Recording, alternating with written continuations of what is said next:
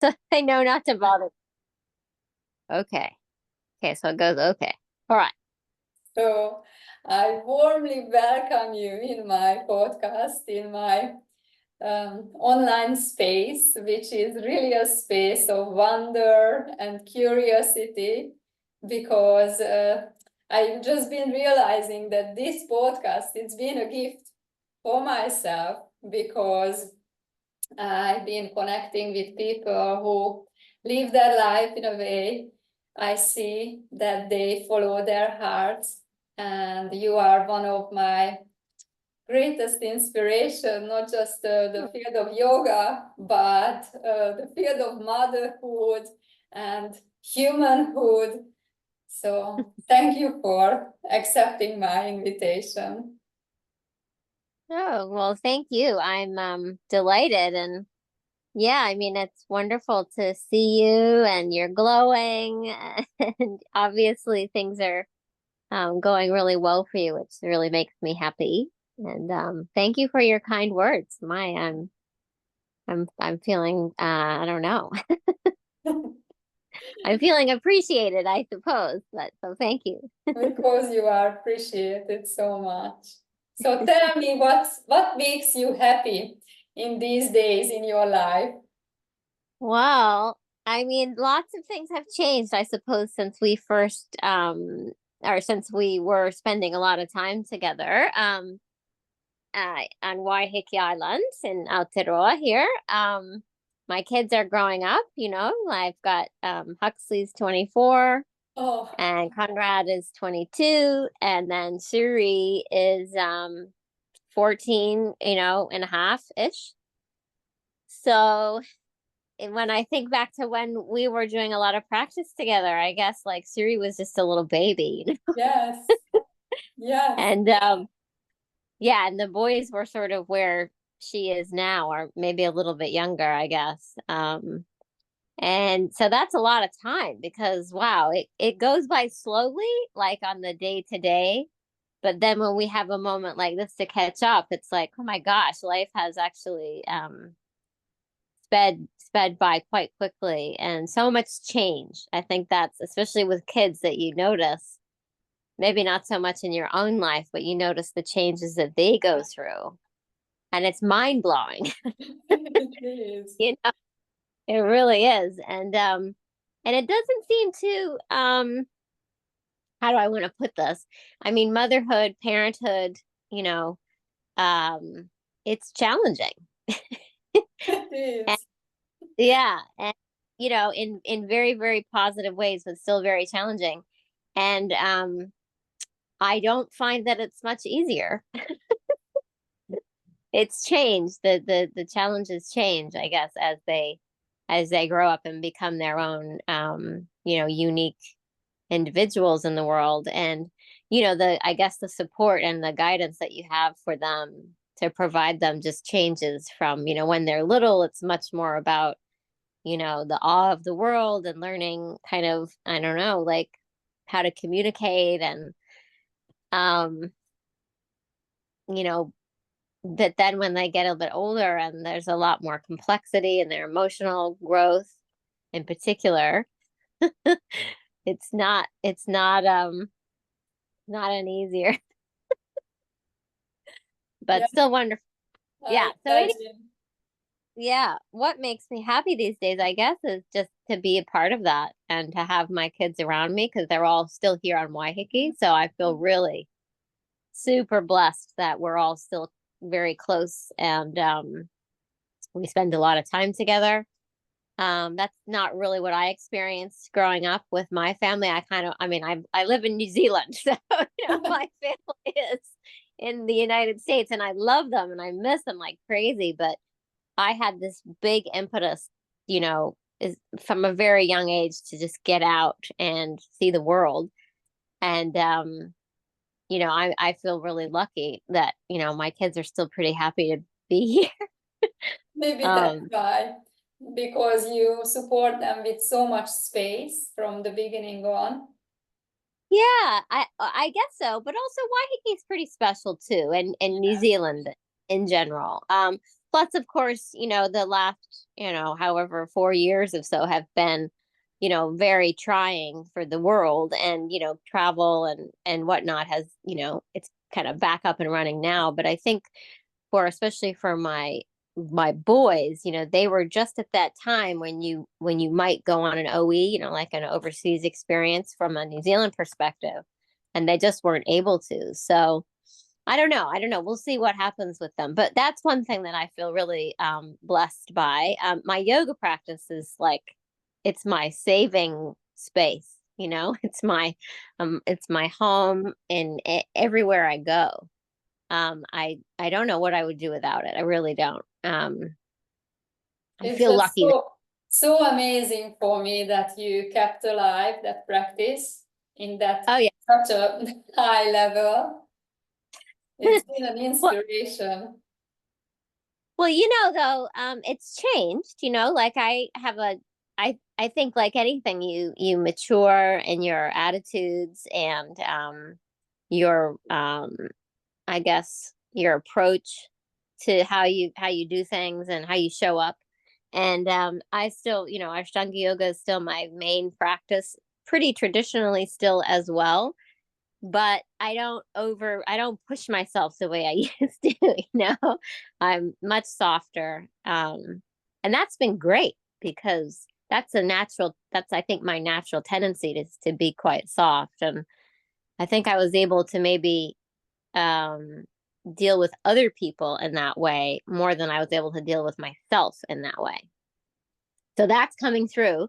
And, and a lot of things my interests have kind of expanded greatly.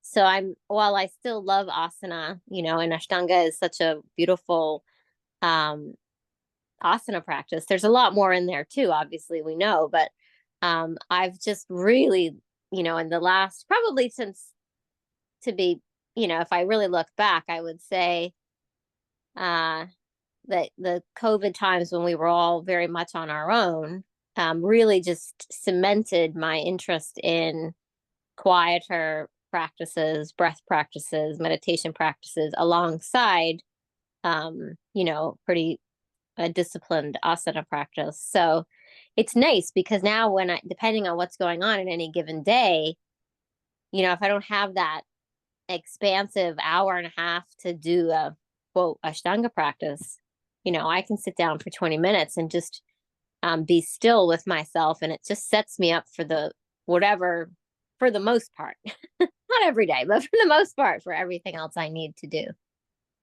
So, yeah. So I guess that all of that. And then, yeah, I like it when it's sunny and Because I can get out. how is the winter? Is it Yeah, rainy? it's it has been pretty okay, to be honest. We've had some spectacular winter days recently where it's just been, crisp in the mornings and beautiful blue skies and these amazingly wicked sunsets. And currently where I'm living, I get a beautiful view of the evening sunset, looking back over to Rangitoto, if you can remember kind of that sort of looking southwest towards Auckland.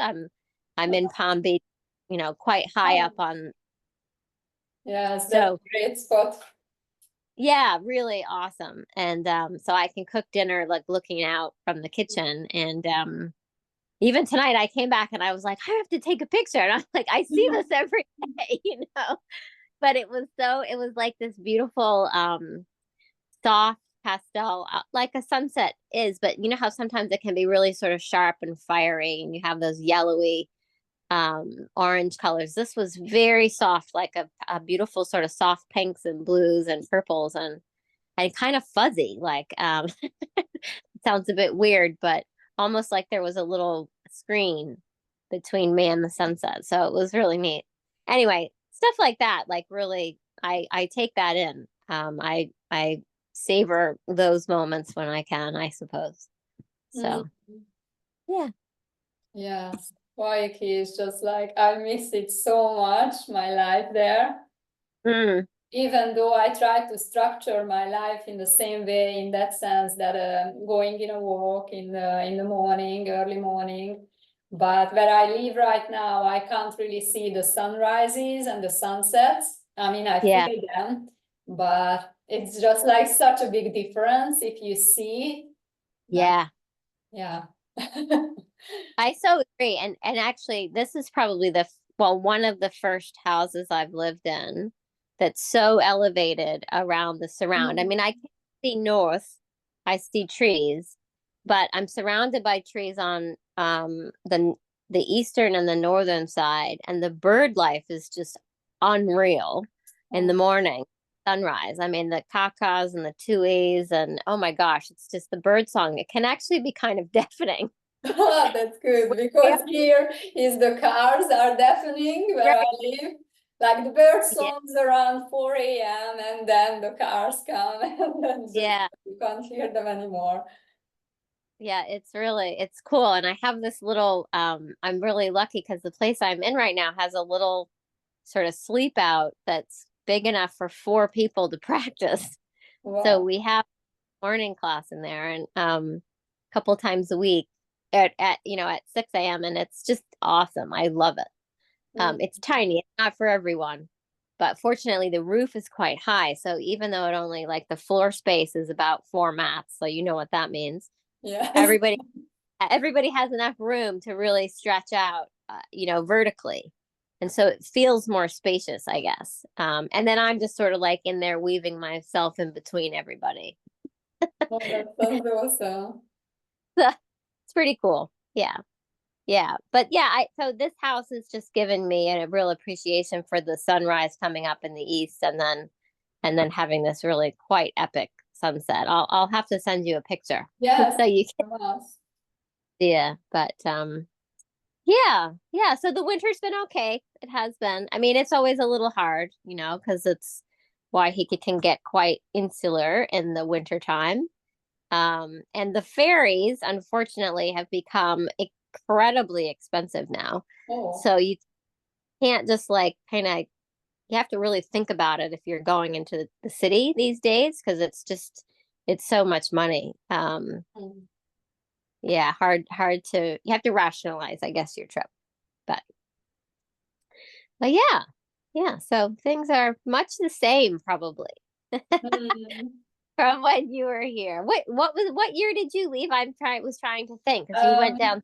it was like I was living on the island continuously from 2006 till Yeah, 2010, and then moved yeah, to Auckland for a year to do the Ashtanga training. And then yeah, around 2011, I moved back for 2 more years, but then we yeah. moved down to Hawke's Bay Right, Hawke's Bay. That's right. And you were there for for two like years? 2 year, 1.5. Yeah. Yes. Till Wow. Okay. 2015, and then we came home. Yeah, Since then, we are here, and it's been like 9 years. It's I know. That's crazy. crazy. I wasn't thinking it was that long actually. I was sort Yeah. of I think that's also where COVID has been weird in my Yeah. time Yeah.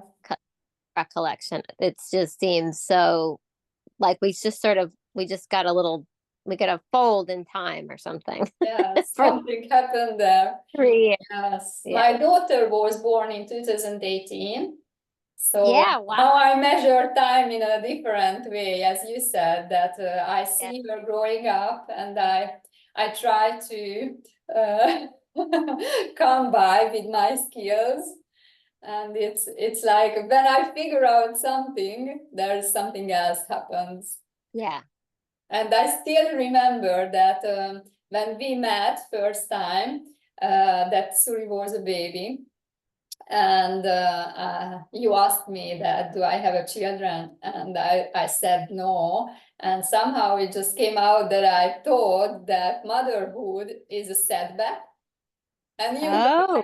asking me that why do you think that? my, my experience is different.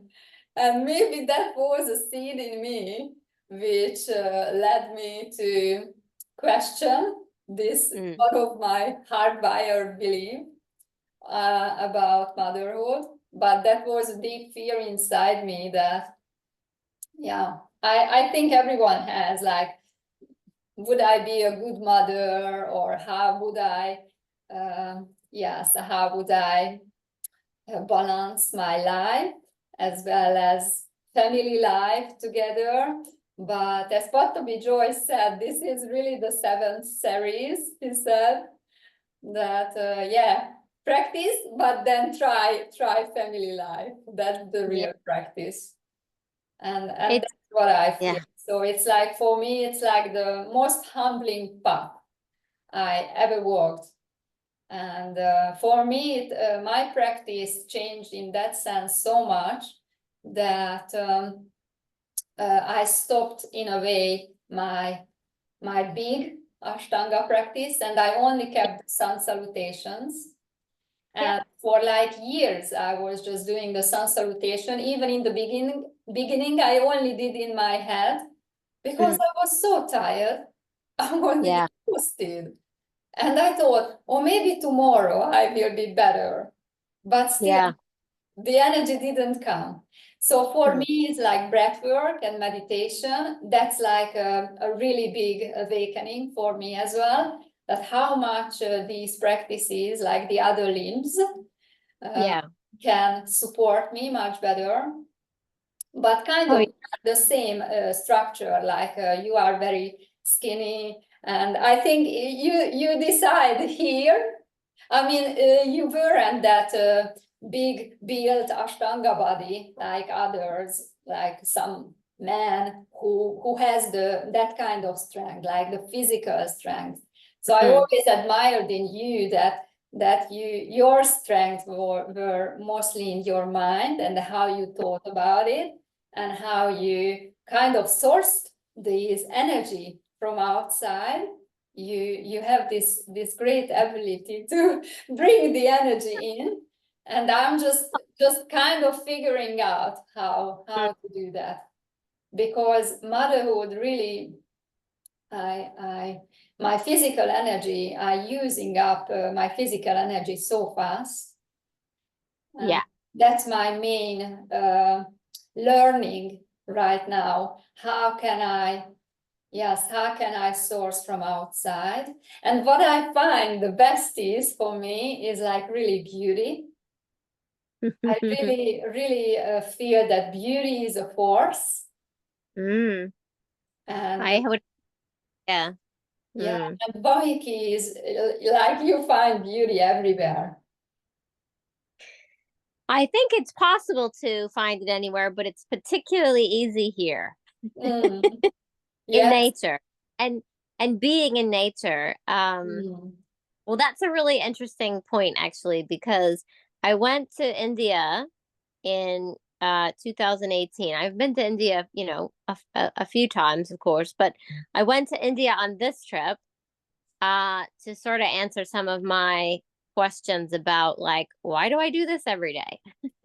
Big questions like, what is it that is drawing me to these practices, to, in a sense, to the culture, although, and to the stories and history, not in an overbearing sense, but what is it about it all? Like, why? And so what I at least came to realize on that trip, I went up into the mountains in the Himalayas and went to some of the beautiful high temples, and it was a yatra. It was with a group of people, headed with by Eddie Stern, Robert Moses, and Sharat Joyce. And so there was, like, I think about 120 people. I can't quite remember. It was a lot, but we were all on buses. And so our bus kind of became our little tribe. We got to know everybody on our bus, and our travel mate, our roommates or whatever. But anyway, what I realized about that trip was that all of these elements that didn't really, I wasn't connected to in an embodied sense, um, before this trip, or partially. When I went on this trip, when we were on the following the Ganges River, Gangaman, we were going up into these amazing snow-covered mountains and to these very ancient temples. That the reasoning behind all of it was this experience of awe and beauty, and amazement, and then having some way to talk about it was what a lot of the stories were addressing.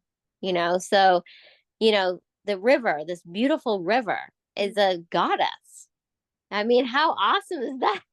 you know and it just started to make sense, and I can't even really put words to it except to say that I started to understand why I've been drawn to these practices Mhm. from that kind of perspective. And also that, the Ganges River, it's water, right? So let's say, using that as one example, water connects us throughout the entire planet. The water molecules can literally move anywhere. And so, here on Waiheke, we can have the same um, reverence for the oceans, and similarly where you are, like, and that sort of connection also is just, it's kind of like whoa. Mhm. um but yeah, it just imparts that sense of oneness, that sense of connection with the planet, with the earth, with all of the beings. And I guess you end up feeling kind of insignificant, but in a good way. Mhm. So that, you have your place, and we have our family and our whānau and our children and our elders, and we can directly contact and connect with them, but we're also connected to everybody else, and every other thing, every other being. Um, so yeah, that trip was quite life changing, actually, in the sense that I didn't have to continually ask myself why I was doing this anymore. Now I know.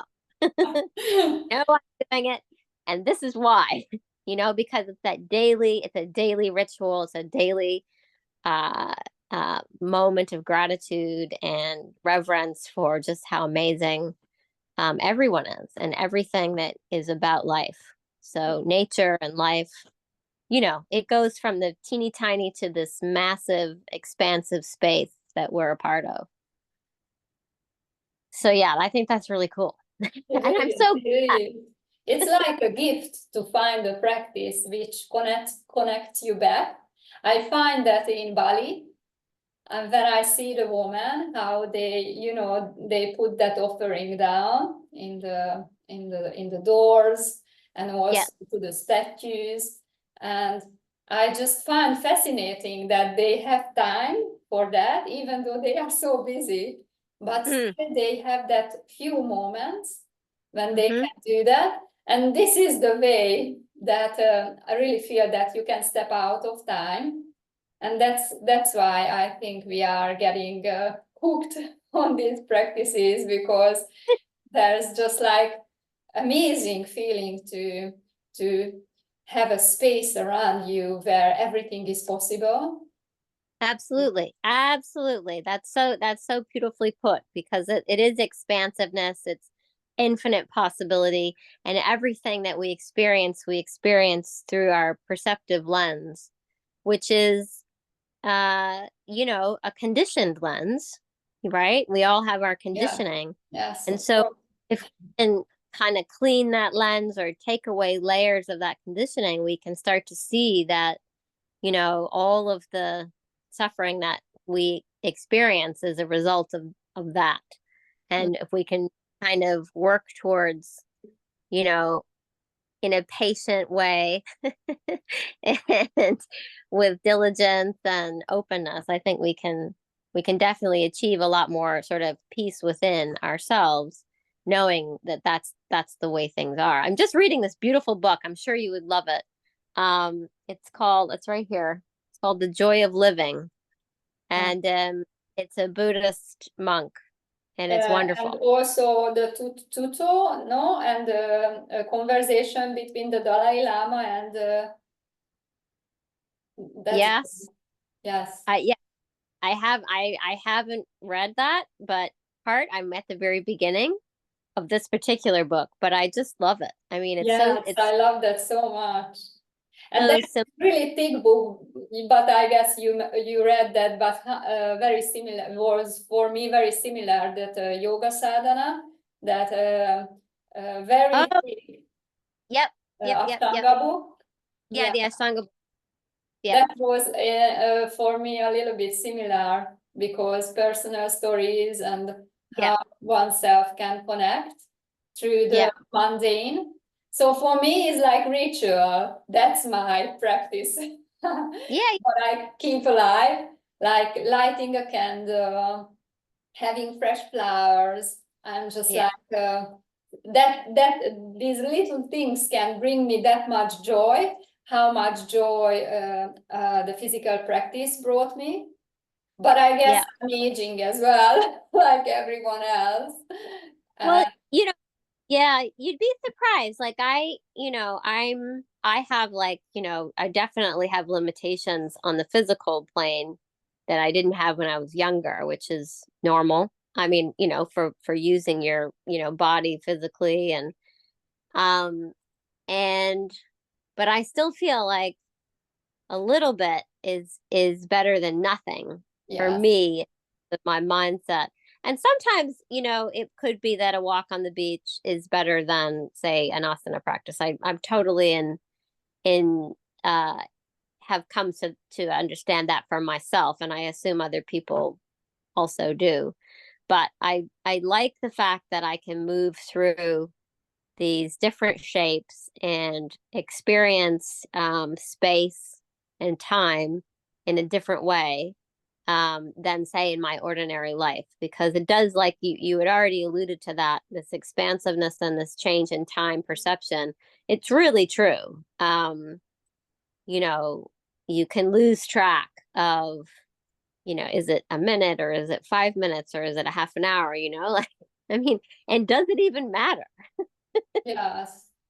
See, You now know, you're like, bringing some inspiration back for me, because I'm kind of that mindset still with yoga, that all or nothing at all, which is, uh, yeah, that's not good in that sense. That yeah, I love in you that you have that grace as well as that curiosity inside you and the sense of fearlessness, that even mm, though you know that you will face things which maybe yesterday you were able to do, maybe today not, but still yeah.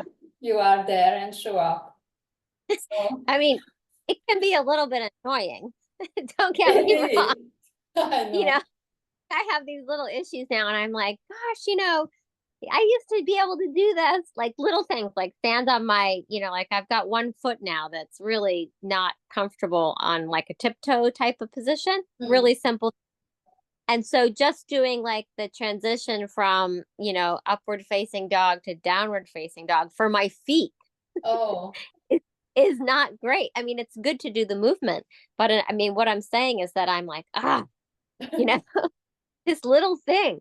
But then at the same time, I'm like, well, there's other things that I can be working on now to try to maintain that movement that I have and make sure I don't aggravate, the situation. So, it's always like there's always something to consider. And that's very useful. And then the other thing, and I suppose because I'm now at the university, I don't know how much you know about this, but I'm doing, at least I'm trying, I shouldn't say I'm doing, but I'm trying to do some research around how yoga benefits your cognitive potential. And so I've been thinking a lot about, what it is that we do in the asana practices, how we move our bodies, how we connect the right and the left hemispheres, how we utilize balance and our orientation in space, but also how we do all of that, which is quite similar to, say, a lot of other activities you could imagine, right? But I'll do all of that with this high level of awareness and sustained single pointed um, attention.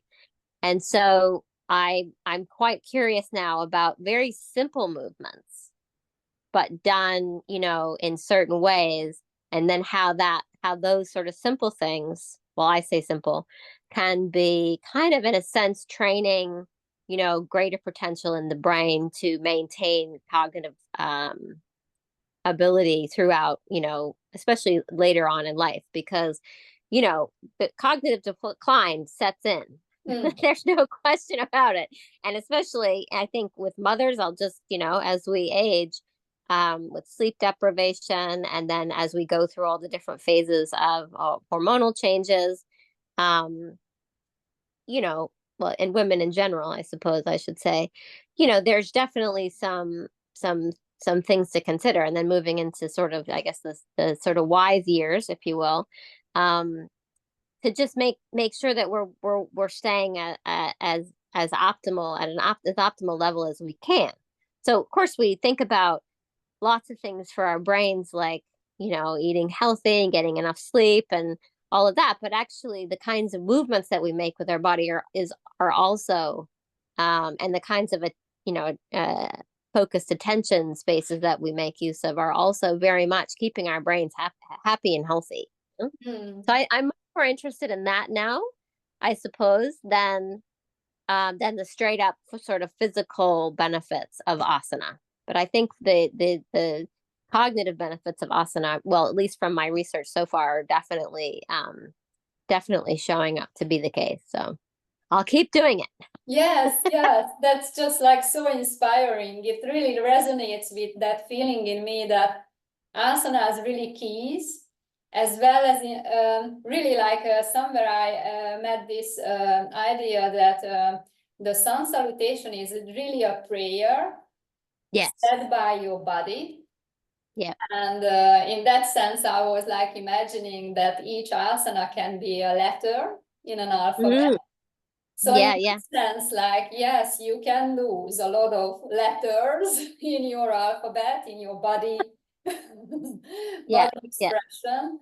Yes, Yeah. especially those ones down in the floor, these kind of animal movements, which Yeah. like Yeah. the cobra and the crocodile and all those really, really important movements, which lets you get up in the morning. Totally. Yeah. Being Yes. able to get around. So, Absolutely. And also just cultivating, your sense of balance so that you don't fall in situations. If you like trip over something, then you don't actually fall to the ground, that you're able to catch your balance. mhm. That's really important as we get older. Um, our cross body movements. So going from, say, the left side to the right side, helps the communication through the corpus callosum, which is the, white matter tract connecting the hemispheres, in terms of the motor cortex, and well, it spans the whole prefrontal cortex to the back. So yeah, I mean, there's a lot, I think, that, like, we think about but you see, it's never just asana, I guess, is what I'm Yes, mean. yes. There's The always, rest is hidden. yeah, And still, yoga is the fastest way to harmonize your body. Now you persuaded me, even though without reading your paper. well, I'll send you the paper when it's done. I'm working Yes, on writing. that's awesome. Thank Yeah, and I also have this little collection of quiet time practices that been working on, that I sort of started developing during COVID with the sadhana group that was meeting every day. And so I'm writing those up. So that'll be a little publication, hopefully Oh, coming out later this year. yay. So That sounds hopefully, awesome. yeah, yeah. Thank Couple you. That's it. yay. Thank you for having that time with you outside of the general time, because spending time with you is always feels like stepping out of the the time. So we had this little bubble for us. Thank you. Thank you. Thank you so much for the invitation. I'm so honored. Thank And I miss you. Yeah, me too. Me too. I will come back. I really feel one day I Yeah, will knocking on your door as a great. surprise. I hope Well, very soon with my well, daughter. yeah, I would love that, and I would love to meet her. And maybe I'll be in your area too. So I've Yeah, got a few. keep me I posted. Have a look. Yeah. Yeah, yeah, come. Even with That your children. We make space and room for you. That will be yeah. awesome. Okay. Yeah. Bye. Bye.